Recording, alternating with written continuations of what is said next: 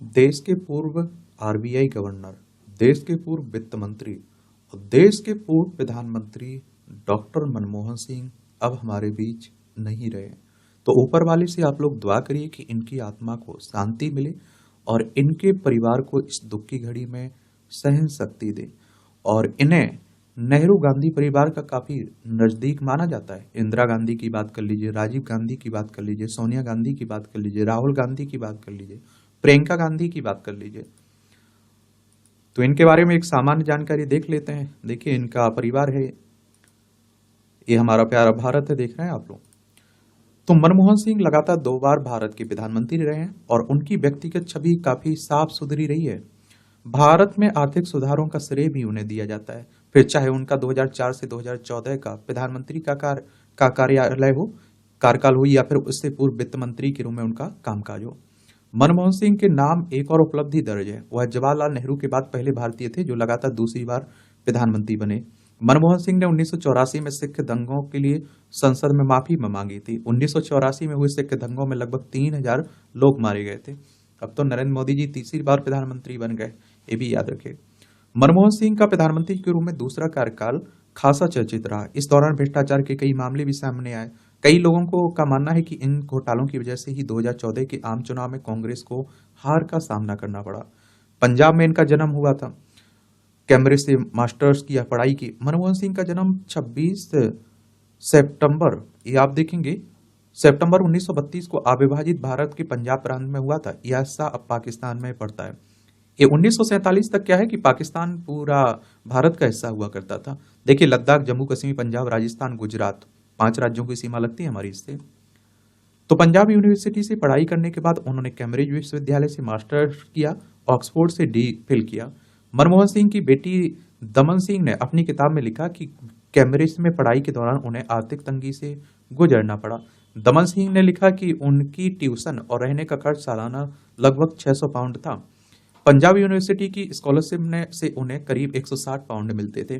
बाकी के लिए उन्होंने अपने पिता पर निर्भर रहना पड़ता था। मनमोहन सिंह बेहद सादगी और किफायत से जीवन बिताते थे। डाइनिंग हॉल में सब्सिडी वाला भोजन अपेक्षाकृत सस्ता था, जिसकी कीमत 2 शिलिंग 6 पेंस थी। दमन सिंह ने अपने पिता को घर के कामों में पूरी तरह असहाय बताते हुए कहा, वो ना तो अंडे उबाल सकते थे और ना ही टीवी चालू कर सकते थे। सहमति बनाने वाला नेता माना जाता है इन्हें। तो मनमोहन सिंह साल 1991 में भारत के वित्त मंत्री के तौर पर उभरे। ये ऐसा दौर था जब देश के आर्थिक हालात बहुत खराब थे।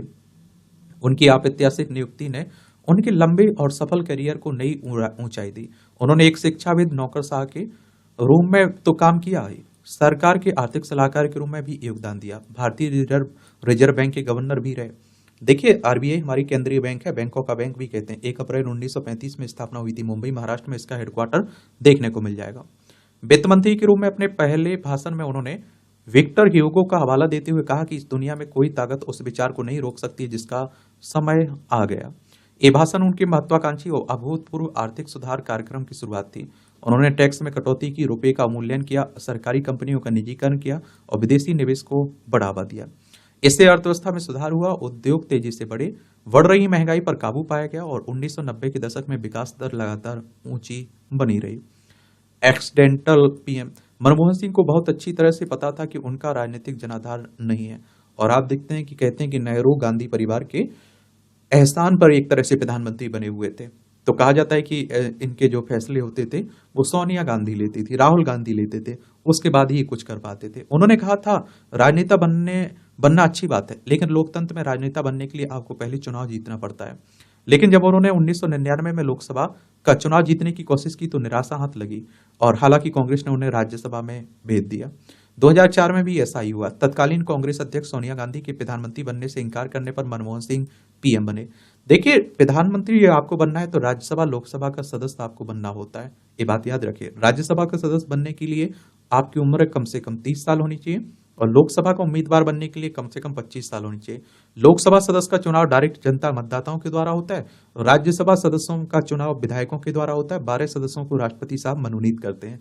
ठीक है। जब सोनिया गांधी पर उनके विदेशी मूल को लेकर सवाल उठाए गए थे, हालांकि आलोचकों का कहना है कि भले ही मनमोहन सिंह प्रधानमंत्री बनाया गया, लेकिन असली ताकत तो सोनिया गांधी के पास थी। और मनमोहन सिंह की सबसे बड़ी कामयाबी प्रधानमंत्री के तौर पर अपने कार्यकाल में अमेरिका के साथ परमाणु समझौता है। उनके समय में ये ऐतिहासिक समझौता हुआ। इसकी बदौलत अमेरिका की परमाणु टेक्नोलॉजी तक भारत की पहुंच बन गई। लेकिन इस सौदे की कीमत भी चुकानी पड़ी। मनमोहन सिंह सरकार को समर्थन दे रहे वामपंथी दलों ने समर्थन वापस लिया। कांग्रेस को बहुमत जुटाने के लिए मशक्कत करनी पड़ी और उससे दूसरी पार्टियों से समर्थन लेना पड़ा। इस दौरान कांग्रेस पर आरोप लगा कि उसने सांसदों का समर्थन खरीदने के लिए पैसे खर्च किए। मनमोहन सिंह आम सहमति कायम करने के पक्षधर थे। उन्होंने उस दौरान गठबंधन सरकार का जिम्मा संभाला जब सहयोगी दलों को मनाना मुश्किल काम होता था। वे मुखर थे। मनमोहन सिंह सरकार को समर्थन देने वाली क्षेत्रीय पार्टियां भी अपनी मांग बढ़ चढ़कर रखती थी। दूसरी समर्थक पार्टियां भी इससे पीछे नहीं थी। हालांकि मनमोहन सिंह को उनकी विश्वसनीयता और बुद्धिमत्ता की वजह से भरपूर सम्मान मिला। और उन्होंने, आप देखिए, नरम व्यक्तित्व का माना जाता था और कहा जाता था कि वो निर्णय लेने में सक्षम नहीं है। कुछ आलोचकों का कहना था कि उनके कार्यकाल में आर्थिक सुधारों में गति धीमी हो गई। वित्त मंत्री के तौर पर उन्होंने जिन आर्थिक सुधारों की गति दी थी उन्हें प्रधानमंत्री रहते आगे नहीं बढ़ा पाए। मनमोहन सिंह ने दूसरी बार 2009 में कांग्रेस को निर्णायक चुनावी जीत दिलाई, लेकिन जीत की चमक जल्द ही फीकी पड़ने लगी और उनका दूसरा कार्यकाल ज्यादातर गलत कारणों से खबरों में रहा। उनके मंत्रिमंडल में कई मंत्रियों को घोटाले के आरोप लगे और जिनसे देश को कथित तौर पर अरबों डॉलर का नुकसान हुआ। विपक्ष ने संसद को लगातार ठप रखा और नैतिक नीतिगत ठहराव के चलते देश को गंभीर आर्थिक मंदी का सामना करना पड़ा। बीजेपी के वरिष्ठ नेता लालकृष्ण आडवाणी ने सिंह को भारत का सबसे कमजोर प्रधानमंत्री कहा। इस पर मनमोहन सिंह ने अपने कार्यकाल का बचाव करते हुए कहा कि उनकी सरकार ने देश और जनता के कल्याण के लिए पूरी प्रतिबद्धता और समर्पण के साथ काम किया। यथार्थ विदेश नीति। तो अपने विदेश नीति में मनमोहन सिंह ने अपने दो पूर्ववर्तियों की व्यवहारिक राजनीति को आगे बढ़ाया। उन्होंने पाकिस्तान के साथ शांतिपूर्ण प्रक्रिया जारी की, लेकिन इसमें उन हमलों के कारण रुकावट आई जिनका आरोपी पाकिस्तान चरमपंथी पर लगा था और इसका चरम नवंबर 2008 के मुंबई हमले और बम धमाकों में देखने को मिला। उन्होंने चीन के साथ सीमा विवाद खत्म करने की कोशिश की और 40 साल से अधिक समय से बंद नाथुला दर्रा फिर से खोलने के लिए समझौता किया। ये आप देखिए, चाइना है, लद्दाख, हिमाचल प्रदेश, उत्तराखंड, सिक्किम, अरुणाचल प्रदेश, 5 राज्यों की सीमा हमारी इससे लगती है, चाइना से। मनमोहन सिंह ने अफगानिस्तान के लिए वित्तीय सहायता बढ़ाई। लगभग 30 वर्षों से वहां जाने वाले पहले भारतीय नेता थे वो। उस समय एपीओ के वाला पाकिस्तान कब्जा किए हुए ना, उसकी सीमा हमारी अफगानिस्तान से लगती है। साथ ही उन्होंने भारत के पुराने सहयोगी ईरान से रिश्ते खत्म करने का संकेत देकर कई विपक्षी नेताओं को नाराज भी किया। सादगी से जीने वाले नेता थे। एक मेहनती पूर्व शिक्षक मनोकर शाह के रूप में वो अपनी विनम्रता और शांत स्वभाव के लिए जाने जाते थे। पहले उन्होंने शुरुआत में टीचिंग की थी, पढ़ाया था बच्चों को। उनका ट्विटर अकाउंट एक साधारण नीरस पोस्ट के लिए जाना जाता था, जिससे फॉलोअर्स की संख्या भी काफी कम थी। मनमोहन सिंह मितभाषी थे, वो हमेशा शांत नजर आते थे। उनके व्यक्तित्व के इन पहलुओं की वजह से उनके कई प्रशंसक थे। कहते थे कि वो काम करने पर यकीन करते हैं, ज्यादा बोलने पर नहीं। कई लोगों ने मौन मोहन भी कह देते थे। कोयला खदानों के अवैध आवंटन से जुड़े अरबों डॉलर के घोटाले के बारे में पूछे जाने पर उन्होंने इस मामले पर अपनी चुप्पी बचाव करते हुए कहा था कि उनकी ये चुप्पी हजारों शब्दों के जवाब से बेहतर है। 2015 में उन्हें आपराधिक साजिश, भरोसा तोड़ने, भ्रष्टाचार से जुड़े अपराधों के आरोप पर जवाब देने के लिए कोर्ट में बुलाया गया था।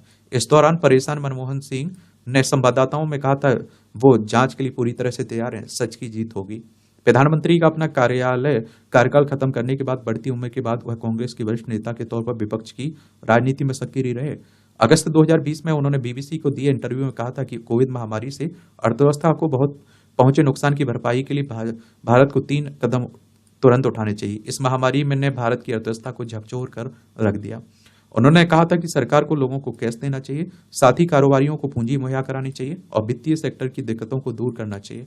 और आखिर में इतिहास में मनमोहन सिंह को इस शख्स के तौर पर याद किया जाएगा जिन्होंने भारत को आर्थिक परमाणु अलगाव से बाहर निकाला। हालांकि कुछ इतिहासकार कहेंगे कि उन्हें काफी पहले रिटायर्ड हो जाना चाहिए था। क्या हो जाना चाहिए था? रिटायर्ड। ये भी याद रखिएगा। और 2014 में एक इंटरव्यू में उन्होंने कहा था, मेरा पूरा विश्वास है कि मौजूदा मीडिया और संसद में मौजूदा विपक्षी पार्टियों की तुलना में इतिहास मेरे प्रति ज्यादा दयालु होगा। मनमोहन सिंह के परिवार में उनकी पत्नी और 3 बेटियां हैं, ये भी याद रखिएगा। और इनकी पत्नी का नाम गुरुशरण कौर और इनकी 3 बच्चों में उपेंद्र सिंह, दमन सिंह शामिल हैं। एक अर्थशास्त्री भी रहे हैं, याद रखिएगा। और मनमोहन सिंह को कई पुरस्कार दिए गए थे, ये भी आप लोगों को मालूम होना चाहिए।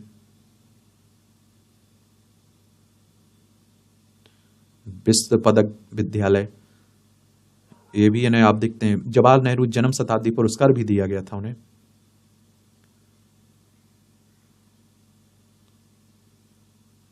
1987 में पद्म विभूषण दिया गया था। और देश के 13वें प्रधानमंत्री के रूप में इन्होंने काम किया है, ये जरूर याद रखिएगा। तो ये कहानी है डॉक्टर मनमोहन सिंह की।